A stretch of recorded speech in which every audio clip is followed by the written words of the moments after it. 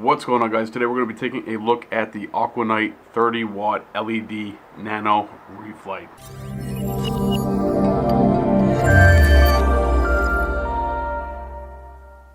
What's going on, guys? I'm Jeff, and I'm the guy that's behind the website and YouTube channel Mad Hatter's Reef, and I've teamed up with Premium Aquatics to bring you looks at new equipment that's available at premiumaquatics.com. And today we're going to be taking a look at the Aqua Knight LED light, so let's get after it. So let's start off by taking a look at some of the specs on the Aqua Knight. And this light has a full spectrum of color, which I was actually really impressed with some of the colorations once I got it set up on my Nano Reef tank. It uses Cree LEDs. It has a pretty good design, and it uses a touch control function.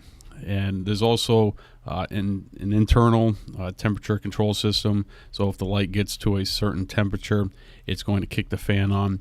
And I actually let this light run for probably about 6 hours, just sitting on a empty aquarium, and the fan never kicked on, so it does a pretty good job all on its own by dissipating the heat. And it attaches to the aquarium with this adjustable bracket. And something to keep in mind, if your tank is less than 3/4 of an inch, it's going to work fine for you. But if it's over 3/4 of an inch, that rim, this light is not going to work for you. You're going to have to either look for a different light altogether or make some modifications. The overall installation of this light is very, very easy to do, and it took me probably less than 5 minutes. And the touch control function serves two different purposes. You can actually change the spectrum of color. You can also increase or decrease the intensity of the light, which is pretty interesting for a light at this price point. The power consumption of the Aqua Knight is relatively light. It only uses 30 watts of power.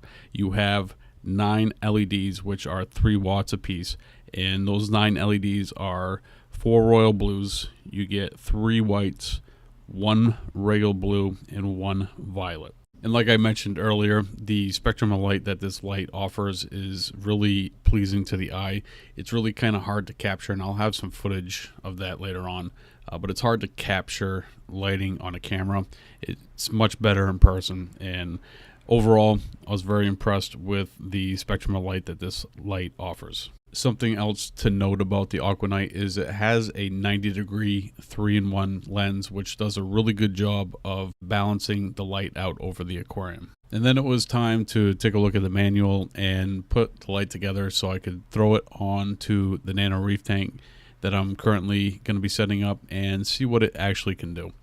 And once I took a look at the user's manual, it was time to start putting the light together. And really, all that consisted of was just taking the bracket, screwing it into the light, and then figuring out what or how far I wanted the light to hang over the aquarium, and then screwing this slider part of the bracket into the fixed end where it will attach to the aquarium. I think it took me longer to take the light out of the box than it was to actually put it together and set it up on the aquarium.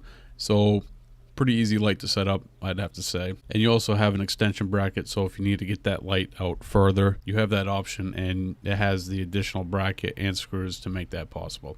The power supply, pretty easy. Pigtail, plug it in, and you're good to go. As far as the installation of the light goes, it was pretty easy to do. You just put the bracket on the lip of the aquarium and screwed the screws down, and then it stays in place pretty well. It grabs the aquarium pretty good. Want to be careful as to screwing down because you are screwing to glass, and the potential of going too tight, you may crack the glass, so that's something that you want to keep in mind. As far as the touch controls go, they're a little difficult to figure out at first, but once you I've played with them for a little bit, you kind of get a feel for it, and you can adjust them to your liking. Who is this light for? This light is for the intermediate hobbyist on a budget. It's going to offer you more options than what you might find that's available with a kit, but it's not going to give you complete control so you can dial it in for that perfect coloration for your corals. What I like most about this light is the spectrum that it has. It's very pleasing to the eye, and it's overall pretty easy to set up. All things considered, for being a light that's under $100, I would consider this a good intermediate light for a hobbyist. Alright, guys, that's going to do it for today's video. If you enjoyed this video, give us a big thumbs up, and if you want to take a look at the Aqua Knight, there is a link in the description below. I'll see you guys next time right here with a brand new video.